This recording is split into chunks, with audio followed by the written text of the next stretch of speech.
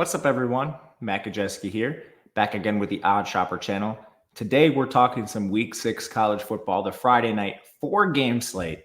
Love that they are starting to increase the frequency of weekday games. I'm all for it. More football is always better, in my opinion. And we're here to talk about it. So before we get started, make sure to hit that like button, subscribe to the channel, hit the notification bell so you know when this and everything goes live. We're also brought to you by Bet365. For those of you in Kentucky, Ohio, New Jersey, Virginia, Iowa, Colorado, Louisiana, Indiana, Arizona, North Carolina, and Pennsylvania, we have a deal for you. Click the link below, make your first deposit at Bet365. Bet $5 in any game, whether it's a side or a total, it doesn't matter. Whether it wins or loses, you are getting an additional $200 in the form of bonus bets. You must be 21 to play, 18 in Kentucky. If you or someone you know has a gambling problem, please call or text 1-800-GAMBLER. Pretty good Friday slate. Behind the glass we go. We got some Thursday games up top. This is Wednesday I am recording. So let's go down. We're gonna leave the good games for later, and we're gonna start ourselves off with the Grease, Jacksonville State, Kennesaw. Holy smokes, this game. All right, so both of these teams run a gimmicky offense. Jacksonville State runs that super up-tempo power run game. Kennesaw State runs a version of the option that has not translated to the FBS very well. This team is 0-4. They somehow played UTSA close. I think that says more about where UTSA is at this point. That was a 12-point loss. Since then, they've been blown out by Louisiana and San Jose State. And last week, they lost by 11 to an FCS team, UT Martin. So it has not been pretty for Kennesaw. Jacksonville State has been up and down. They beat Southern Miss in blowout fashion. They lost to Eastern Michigan in a game where they had a 65% post-game win expectancy. And then in weeks 1 and 2, they had 2 blowout losses, one to Coastal Carolina, one to Louisville, is what it is there. On offense, Jacksonville State is kind of working with a big limitation, and it's their offensive line. For a power run game like this, 125th in pass blocking, 111th in run blocking. It's just not been successful, and players like Tyler Huff have really struggled behind it. He's a guy that's already struggled with turnovers this year, and Jacksonville State is not a team that exactly plays well when they're put at a deficit. We saw that early on against Coastal Carolina. He has 6 turnover-worthy plays, but outside of that, he's been pretty efficient. 9.7 yards per attempt, 68% completion. He runs the ball well, 5.6 yards per carry on the ground. Skill position player is actually pretty decent. But somehow Kennesaw State has been reasonable on defense. They're 45th in efficiency, 26th against the run. Their fatal flaw is you can beat them over the top. They're 107th in pass rush, 78th in coverage. So, on paper, this is a decent stylistic matchup for Kennesaw. I just have a lot of questions, especially if you're letting players like Owen McCown for UTSA throw for 8.9 yards per attempt. Ben Wooldridge is pretty good for Louisiana, but 9.9 yards per attempt. I still have questions on Emmett Brown for San Jose. He was at 9.3 yards per attempt. So honestly, the sample on the defense is pretty small from a run perspective. Teams are just throwing the ball right over the top. What's to stop Huff from doing that? Really, I think it's just Rich Rod in the offensive philosophy. On the Kennesaw State side, this team wants to be an option-based offense. It's been very unsuccessful, unfortunately, for them. Just a lot to overcome jumping to the FBS. Their quarterback play has been putrid. Davis Bryson has 5 turnover-worthy plays, no big-time throws. 89 rushing yards. Honestly, I think he's run a little bad there, but he doesn't have any room to run. 131st in pass blocking, 121st run blocking. That's their O-line. They're not giving him any time. And it's level of competition hasn't mattered here. This team is losing to FCS teams.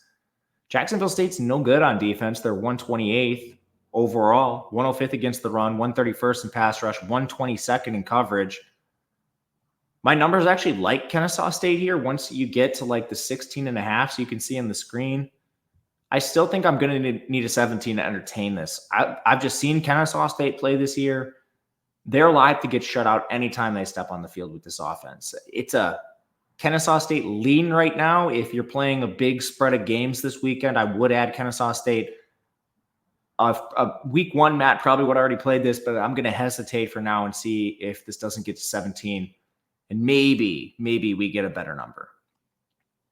Next game up is Houston, TCU. This is a game I like a lot more. The spread in this game is hovering. Actually, it's the same. It's just shy of 17. 16.5 is the consensus. The total here is actually more interesting to me than anything else. So I'm going to pivot over to that screen. 51.5 is the consensus right now. I already did bet an over at a 50.5. It was juiced a little bit. So it's not all that different than a 51.5 or something. Best you can find right now is 51.5, maybe just 108 juice, so a little less than normal. Anyway, this is a game that I think is particularly interesting, and you might be screaming into your keyboard right away that Houston has scored no more than 12 points in any game this year.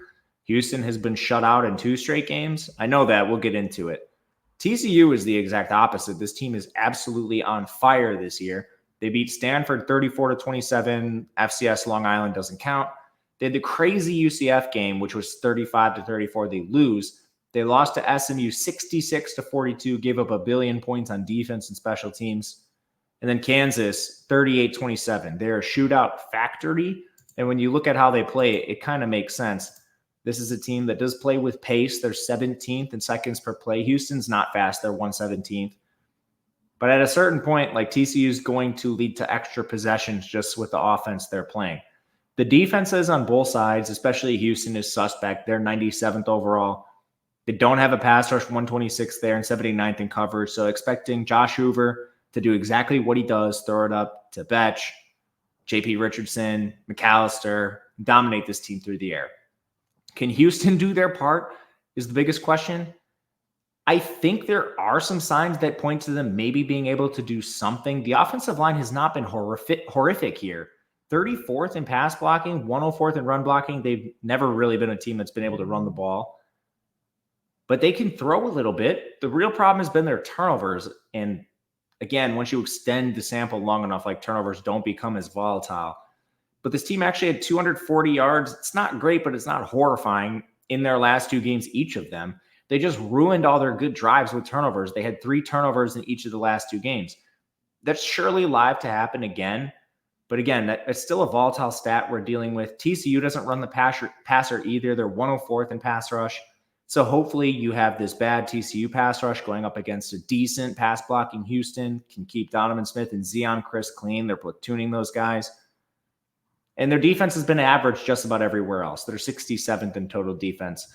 Really what this comes down to, in my opinion, is can Houston do their part? And I think they can, especially with TCU. You know, like, would anyone be terribly surprised if TCU puts up 40 points in this game? I wouldn't be. If Houston, I think they can score 2 touchdowns, I believe this goes over. So this is where I will stand, and I will play the Houston TCU over 50, as gross as that may sound. All right, I'm going to bring you back to the point spreads. Let's see who was up next on this list. All right, we'll go to Michigan State, Oregon next. 24s, 24.5s. That's popping a little bit. I'm seeing some 24s that are juiced towards the Oregon side. So this might not be here for very long, which is a shame because I was interested in the Oregon side at like a 23.5. The total is 52.5, might seem a little low. I honestly think it's probably a tick too low. Michigan's run a little poorly on their turnovers. More on that in a second. Pace is decent. It's 72nd seconds per play for Michigan State, 85th for Oregon. We just saw Michigan State get baptized by Ohio State, and that's the real concern I have is when they play good teams, they might just continue to get baptized, 38-7.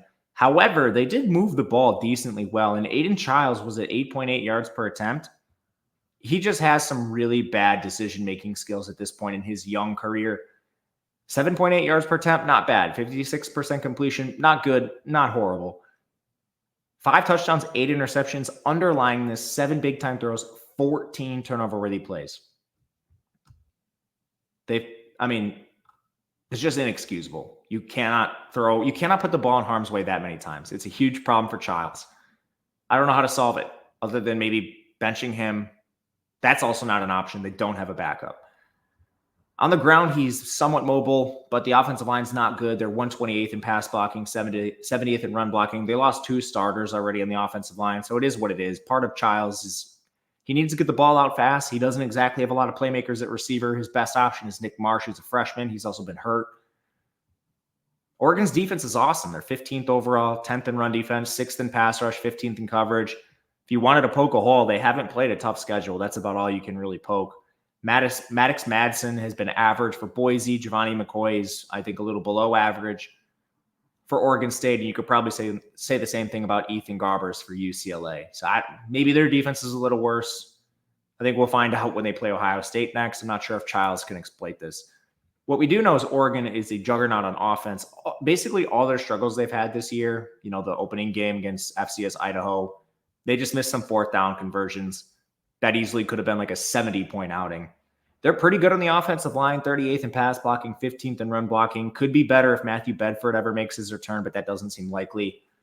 I think Dillon Gabriel's on the short list of best quarterbacks in college football. He has the weapons to match Evan Stewart. Tez Johnson's an awesome group of skill position players. Michigan State, 74th in total defense, 40th against the run, 69th in pass rush, 96th in coverage. They have a lot of cluster injuries in their secondaries right now. Tatum hasn't played.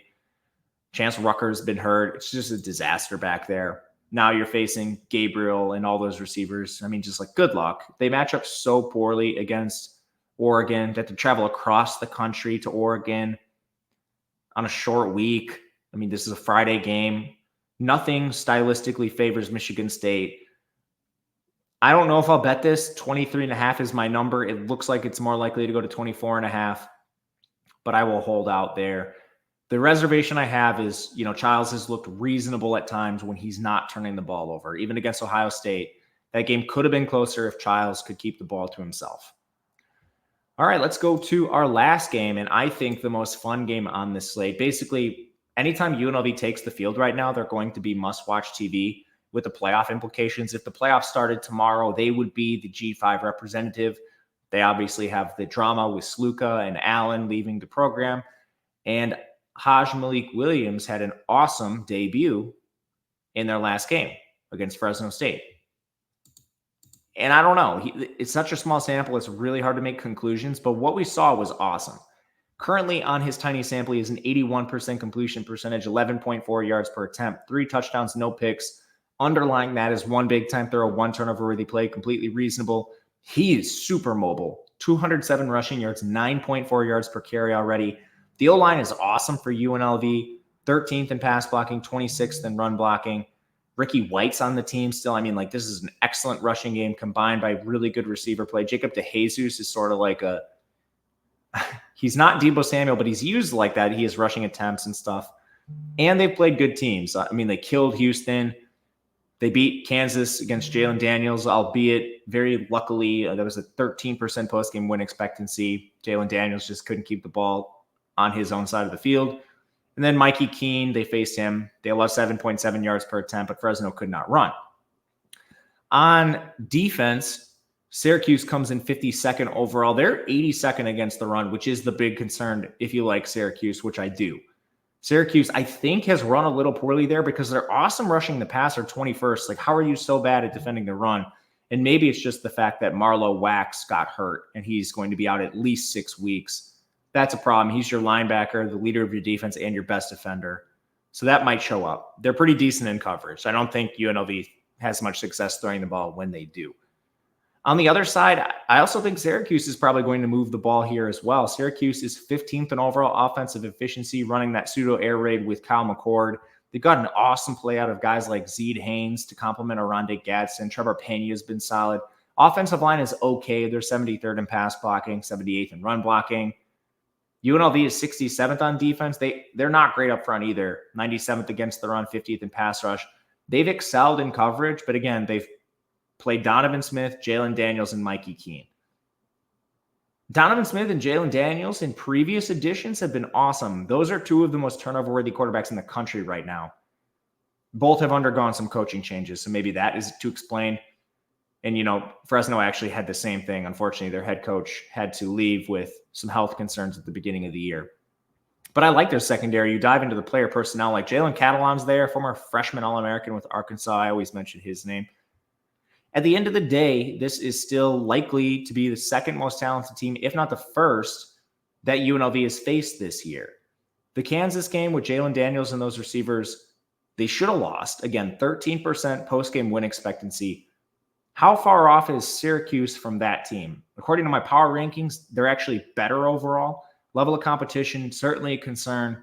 The big games that Syracuse has played have come against Ohio. They allowed 12.7 yards per carry to Anthony Tice in that game, so major concern there.